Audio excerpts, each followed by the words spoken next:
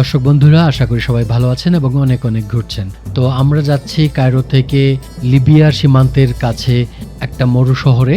Cairo থেকে বাসে করে যেতে সময় লাগবে 7 ঘন্টা। যে শহরের প্রতিটি বালুকণায় লুকিয়ে আছে হাজার হাজার বছরের ইতিহাস।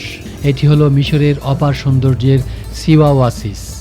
এখানকার সবচেয়ে রোমাঞ্চকর স্থানটি হলো ইতিহাসের সাক্ষী ওরাকল অফ সিওয়া, যেখানে মহান আলেকজান্ডার এসেছিলেন আমুন দেবতার কাছে নিজের ভাগ্য জানতে।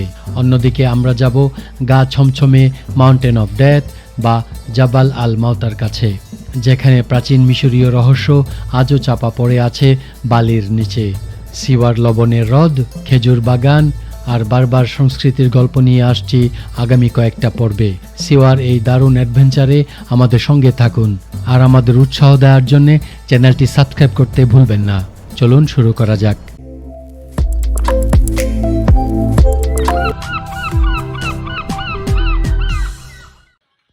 দর্শক বন্ধুরা, এটা হচ্ছে সিওয়াতে আমাদের এয়ারবিএনবির নির্ধারিত বাসা। আমাদের দেশে গ্রামে গৃহস্থ বাড়ি বলতে যা বোঝায়, এখানে এমন একটা রূপ দেওয়া হয়েছে। হ্যাঁ, খুব সুন্দর পরিপাটি করে গোছানো। আর এটা হচ্ছে ছোটোখাটো একটা বেডরুম। এটা হচ্ছে বাইরের যে কি বলে বৈঠকখানার মতো আর কি, রেস্টুরেন্ট। এখানে বসা যায়, হ্যাঁ, কথাবার্তা বলা যায়, এই ধরনের আর কি। তাদের যে কৃষ্টি কালচার সে অনুযায়ী তৈরি করা ঘরবাড়ি আর কি। বন্ধুরা, সিওয়া ওয়াসিসের রহস্যময় যাত্রার এই পর্যায়ে আমরা এমন এক জায়গায় এসে দাঁড়িয়েছি যার নাম শুনলেই পিঠে একটা হিমশীতল স্রোত বয়ে যায়। এটি হলো মাউন্টেন অফ দ্য ডেড বা স্থানীয় ভাষায় জাবাল আল মাউতা।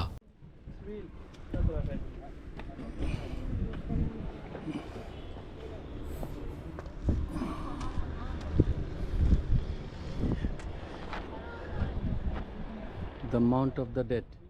চারপাশ থেকে দেখতে এটি অনেকটা বিশাল এক মৌচাকের মতো উঁচু টিলা, কিন্তু আসলে এটি প্রাচীন মিশরের এক বিশাল সমাধিক্ষেত্র বা নেক্রোপলিস। খ্রিস্টপূর্ব ২৬তম রাজবংশ থেকে শুরু করে রোমান যুগ পর্যন্ত প্রায় হাজার হাজার বছর ধরে এই পাহাড়ের ভেতরেই কেটে তৈরি করা হয়েছে হাজার হাজার সমাধি। দূর থেকে দেখলে মনে হয় যেন টিলার ভেতরে অসংখ্য অন্ধকার চোখ তাকিয়ে আছে আপনার দিকে। এখানে কয়টা কবর? এখানে অনেক কবর, গণকবর। একটা, দুইটা। এই সমাধি ক্ষেত্রটি ভেতরে প্রবেশ করলে আমরা দেখতে পাব প্রাচীন সিওয়ানদের জীবন এবং মৃত্যু চিন্তার অবিশ্বাস্য চিত্র।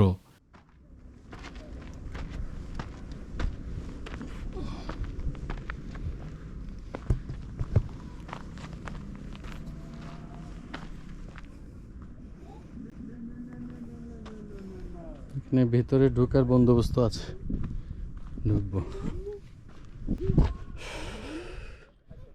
মাউন্টেন অফ দ্য ডেডের সমাধিগুলোর মধ্যে সবচেয়ে বিখ্যাত কিছু সমাধির মধ্যে এটিও একটি বিখ্যাত সমাধি, সি আমুনের সমাধি।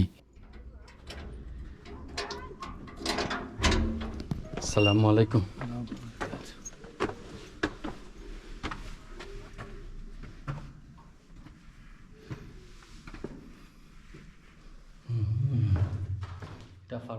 এর ভেতরে প্রাচীর চিত্রগুলো সত্যিই অবিশ্বাস্য। প্রাচীন মিশরীয় অর্থাৎ ফেরাওনিক স্টাইল এবং গ্রিক ও হেলেনিস্টিক শিল্পকলার এক অসাধারণ মিশ্রণ এখানে দেখা যায়।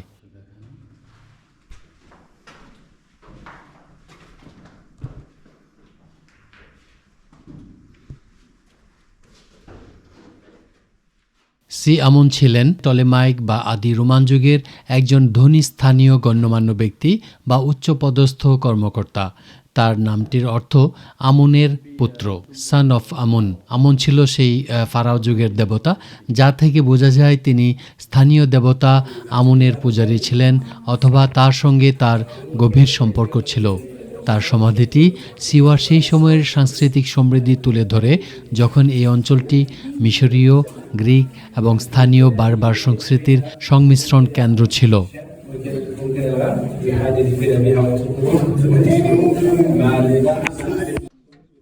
সিওয়াতে বেড়াতে এলে অবশ্যই এই mountain of the dead miss করা যাবে না। এটা মাস্ট ভিজিট একটা প্লেস।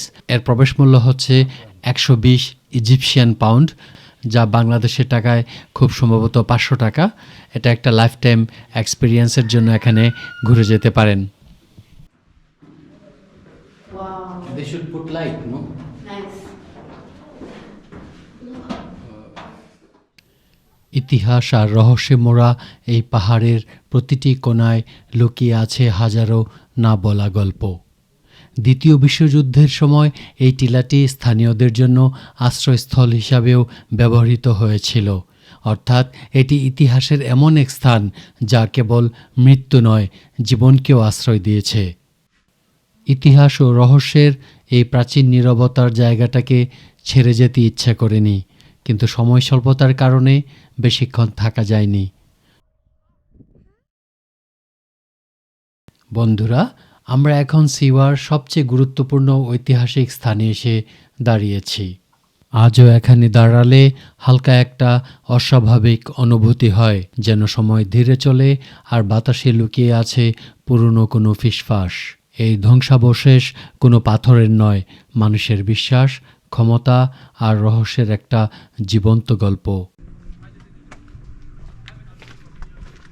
সবুজ যা কিছু দেখা যাচ্ছে সব কিছুই হচ্ছে আপনার খেজুর গাছ। আজকে সকালে নাস্তার সময় দিয়েছিল আমাদের যশোরের যে নলিনী গুড়, মানে ওই খেজুরের রস জাল দেওয়ার পরে যে গুড়ের মতো যে ইয়াটা হয়, লিকুইডটা হয়, এভাবে চুবিয়ে খেতে হয়। তো এটি হলো সেই বিখ্যাত ওরাকল অফ সিওয়া মন্দির, যা একসময় গোটা প্রাচীন বিশ্বের ভাগ্য নির্ধারণ করত। এই স্থানটি কেবল মন্দির নয়, এটি ছিল প্রাচীন বিশ্বের সবচেয়ে শক্তিশালী ভবিষ্যৎবাণী কেন্দ্রগুলোর মধ্যে অন্যতম। এটি গ্রিসের ডেলফি মন্দিরের সঙ্গে পাল্লা দিত। এই মন্দিরটি মূলত মিশরীয় দেবতা আমুনের উদ্দেশ্যে উৎসর্গকৃত ছিল, যাকে গ্রিকরা তাদের প্রধান দেবতা জিউসের সমতুল্য মনে করত। এই ওরাকলের ইতিহাসকে বিশ্বজুড়ে বিখ্যাত করেছে 331 খ্রিস্টপূর্বাব্দের একটি ঘটনা। স্বয়ং আলেকজান্ডার দ্য গ্রেট তখন মিশরে এসেছিলেন। তিনি কঠিন মরুভূমি পথ পাড়ি দিয়ে এই মন্দিরে আসেন। উদ্দেশ্য ছিল নিজের ঐশ্বরিক উৎপত্তি নিশ্চিত করা। তিনি জানতে চেয়েছিলেন তিনি সত্যিই দেবতা জিউসের পুত্র কিনা। ওরাকল তাকে সেই উত্তর দিয়েছিল, এবং আলেকজান্ডার বিশ্বাস করতেন যে সেই উত্তরই তার মিশন এবং বিশ্বের অন্যান্য স্থানে তার শাসনকে বৈধতা দিয়েছিল। আজ মন্দিরটি বেশিরভাগই ধ্বংসস্তূপ, কিন্তু এখানকার প্রতিটি পাথরে আজও সেই হাজার বছরের প্রাচীন শক্তি, রহস্য এবং রাজকীয় ইতিহাসের স্পর্শ অনুভূত হয়। ভাবুন একবার, এই একই জায়গায় দাঁড়িয়ে আলেকজান্ডার তার সাম্রাজ্যের ভাগ্য জেনেছিলেন।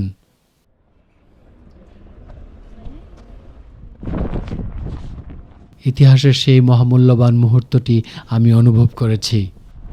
আমি মন্দিরের ভেতরে গিয়েছি এবং সেই প্রাচীন নীরবতা এবং ঐশ্বরিক সত্যির রহস্য আরেকটু কাছ থেকে বোঝার চেষ্টা করেছি।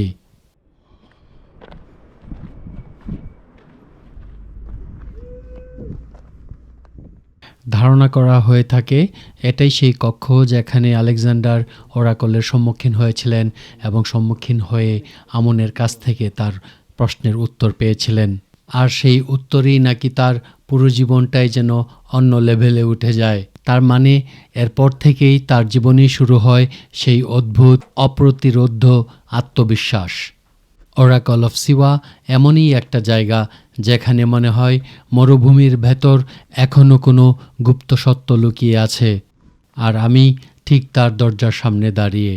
বন্ধুরা, সিওয়া ওয়াজিজের এই যাত্রাটি ছিল যেন সময়ের গভীরে এক ডুব দেয়া। আলেকজান্ডারের ওরাকল এবং প্রাচীন মাউন্টেন অফ ডেডের নীরবতা প্রমাণ করে সবচেয়ে বড় রহস্যগুলো এই শান্ত মরুদ্যানের বুকেই লুকিয়ে আছে।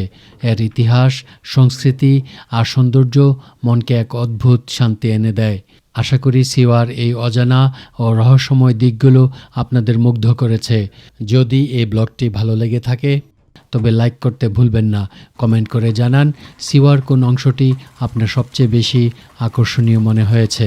আর এমন আরও রোমাঞ্চকর ভ্রমণ কাহিনী দেখতে চ্যানেলটি সাবস্ক্রাইব করে আমাদের সাথে থাকুন। দেখা হবে পরের পর্বে নতুন কোনো এক দুর্গম গন্তব্যে। সবাই সুস্থ এবং সুন্দর থাকুন।